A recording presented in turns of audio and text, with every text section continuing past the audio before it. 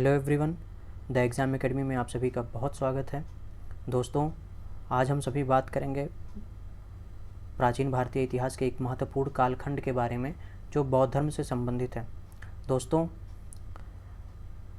आज का चैप्टर बहुत ही महत्वपूर्ण है, तो इस वीडियो को पूरा देखिए बिना स्किप किए हुए और चैनल को सब्सक्राइब करिए, लाइक करिए और अपने दोस्तों के साथ में शेयर करिए। तो दोस्तों, इस चैप्टर में हम जानेंगे कि वो कौन से कारण थे जिन्होंने बौद्ध धर्म की उत्पत्ति का मार्ग प्रशस्त किया, अर्थात वो कौन से सामाजिक कारण थे, वो कौन से आर्थिक कारण थे, वो कौन से राजनीतिक आधार हुए या कौन से धार्मिक कारण हुए जिन्होंने बौद्ध धर्म की उत्पत्ति के कारण बने।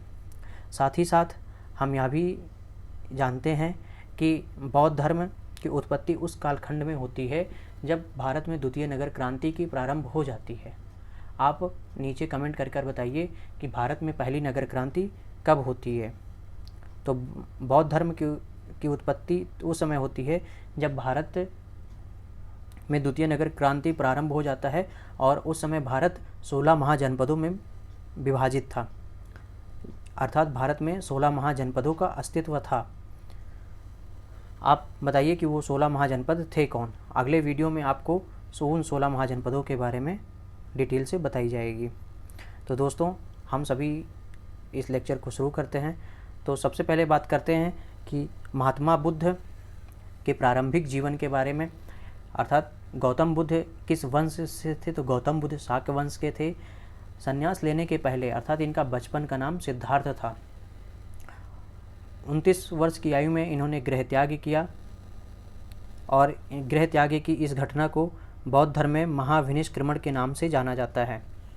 गौतम बुद्ध का जन्म 563 ईसा पूर्व में लुम्बिनी में होता है और इसका साक्ष्य अशोक के शिलालेख या अशोक के अभिलेख में, अशोक के रुम्मनदेही अभिलेख से प्राप्त होता है कि गौतम बुद्ध का जन्म लुम्बिनी में होता है।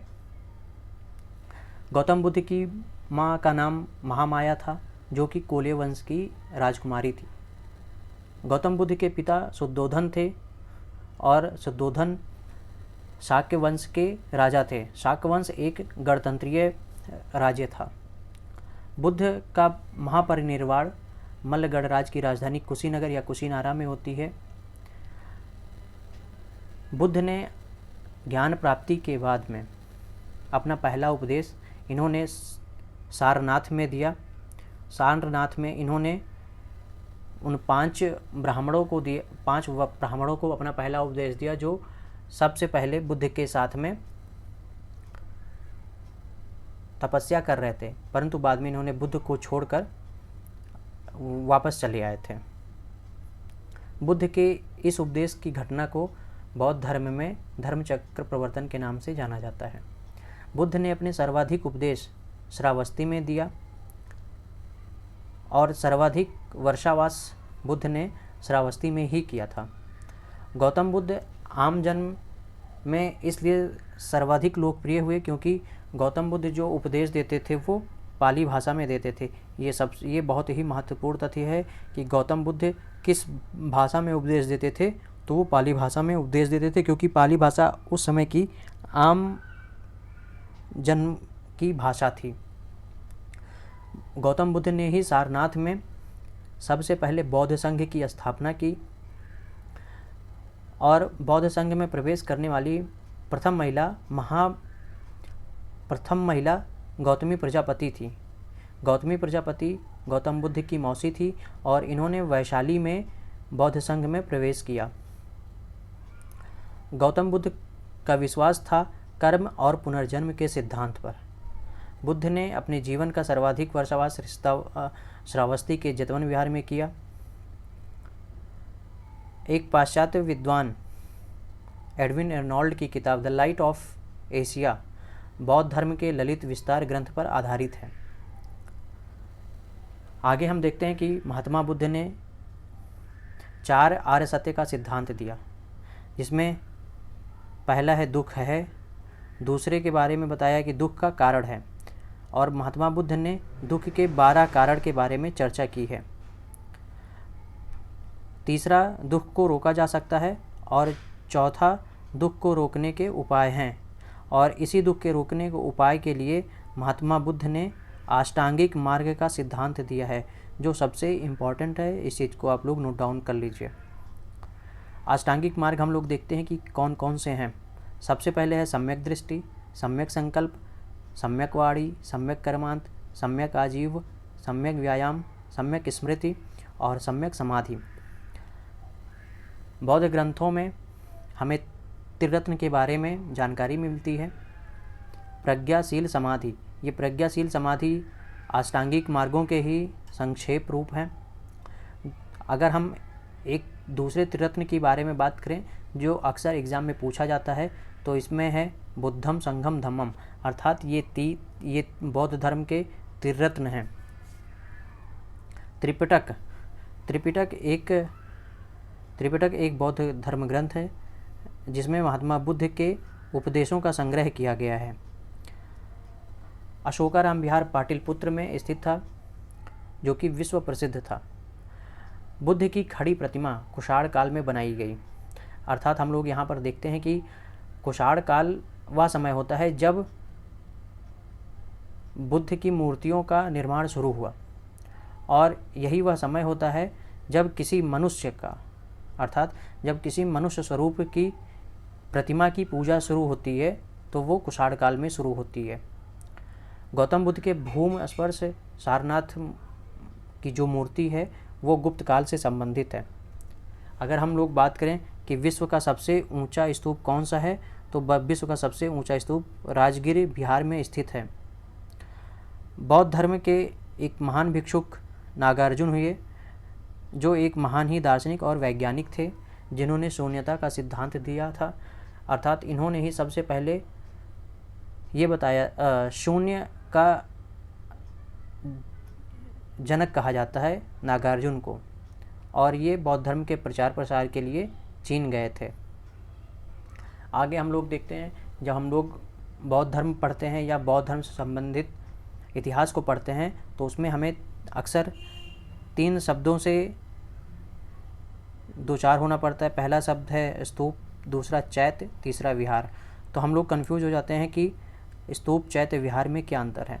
तो बहुत सिंपल सा अंतर है। आप लोग ये समझ लीजिए कि स्तूप महात्मा बुद्ध या उनके प्रिय शिष्यों के शरीर के अवशेष या उनके द्वारा प्रयोग किए गए सामानों को गाड़ कर उसके ऊपर एक अर्धगोलीय आकृति का निर्माण, अर्थात वो आकृति ऐसे होती है, अर्धगोलीय आकृति होती है, इसी को स्तूप कहा जाता है। चैत्य वह स्थान होता है जहाँ पर पूजा की जाती है, अर्थात पूजा स्थल को चैत्य कहा जाता है।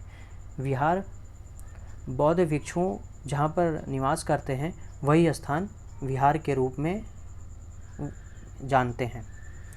अगर हम बात करें बौद्ध धर्म या महात्मा बुद्ध के जीवन से संबंधित प्रमुख व्यक्तित्व के बारे में, तो देखते हैं कि गौतम बुद्ध की माता का नाम महामाया था, पिता का नाम शुद्धोधन था, मौसी का नाम प्रजापति गौतमी था, पत्नी का नाम यशोधरा था, पुत्र का नाम राहुल था, और महात्मा बुद्ध के जो पहले शिष्य हुए उनका नाम तपस्सु और मल्लिक था। अगर हम बात करें कि महात्मा बुद्ध के सबसे प्रिय शिष्य कौन थे, तो सबको पता है कि महात्मा बुद्ध के सबसे प्रिय शिष्य आनंद थे। अब हम बात करते हैं बौद्ध संगीतियों के बारे में। बौद्ध संगीतियों का आयोजन इसलिए किया गया ताकि महात्मा बुद्ध की निर्वाण के बाद में बौद्ध धर्म के जो सिद्धांत थे उनको एकबद्ध किया जाए, उनको एक रूप किया जाए, कैसे संघ में अनुशासन बना रहे, इन सब चीज़ों को ध्यान में रखते हुए ही संगीतियों का आयोजन समय समय पर किया गया। तो प्रथम बौद्ध संगीत का आयोजन 583 ईसा पूर्व में सप्तपर्णी गुफा में होता है। इसके अध्यक्ष महाकश्यप थे, और इस समय के जो राजा थे वो अजातशत्रु थे, जो हर्यक वंश के राजा थे।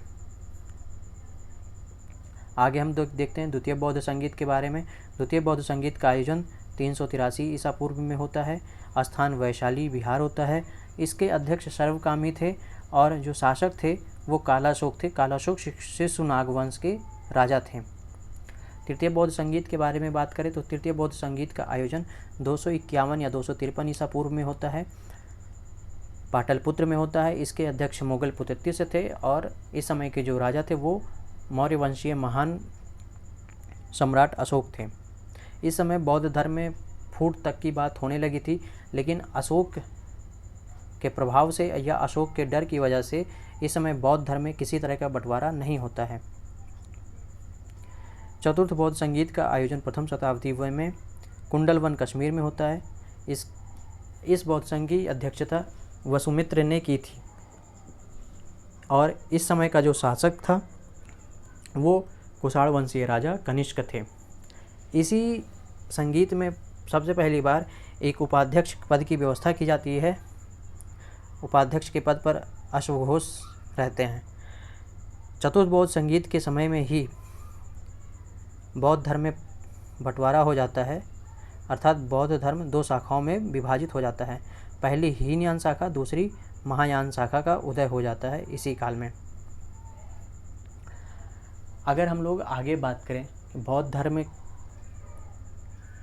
का जब विकास होता है उस समय बौद्ध धर्म की शिक्षा देने के लिए कई विश्वविद्यालय थे, अर्थात कई विश्वविद्यालय थे जो बौद्ध धर्म के दर्शन की शिक्षा देते थे। तो सबसे पहले बात करते हैं नालंदा विश्वविद्यालय के बारे में। तो नालंदा विश्वविद्यालय बिहार में स्थित है। इस विश्वविद्यालय की स्थापना गुप्त वंशीय राजा कुमार गुप्त ने किया था और यह महायान शाखा का प्रमुख अध्ययन स्थल था। इस विश्वविद्यालय में एक बहुत ही विशाल पुस्तकालय था जो कि कहा जाता है कि 3 तलों का था, यानी 3 तलों के अलग अलग नाम थे, रत्न सागर, रत्नोदय, रत्न रंजक। परंतु इस विश्वविद्यालय की स्थापना सल्तनत काल में एक मुस्लिम आक्रांता बख्तियार खिलजी ने किया। इसने विश्वविद्यालय को पूरी तरीके से तहस नहस कर दिया और पुस्तकालय में आग लगा दी। यह भी कहा जाता है कि इस पुस्तकालय में लगी हुई आग महीनों तक जलती रही। दूसरे विश्वविद्यालय की मैं बात करें तो विक्रमशिला विश्वविद्यालय की स्थापना पाल वंश के राजा धर्मपाल ने किया था। यह भी बौद्ध धर्म और उसके दर्शन का शिक्षा देता था। बौद्ध धर्म को संरक्षण देने वाला धर्मपाल अंतिम पाल शासक हुआ। तीसरा विश्वविद्यालय वल्लभी विश्वविद्यालय था। वल्लभी विश्वविद्यालय गुजरात के सौराष्ट्र में स्थित था। यह भी बौद्ध धर्म के शिक्षण संस्थानों में गिना जाता था। तो दोस्तों, ये रहा आज का वीडियो बौद्ध धर्म के संबंध में। अगला वीडियो जल्द ही आप लोगों को नोटिफाई हो जाएगा। अगर आपने अभी तक इस चैनल को लाइक नहीं किया है, सब्सक्राइब नहीं किया है, तो चैनल को सब्सक्राइब करिए, वीडियो को लाइक करिए और अपने दोस्तों के साथ में शेयर करिए। धन्यवाद।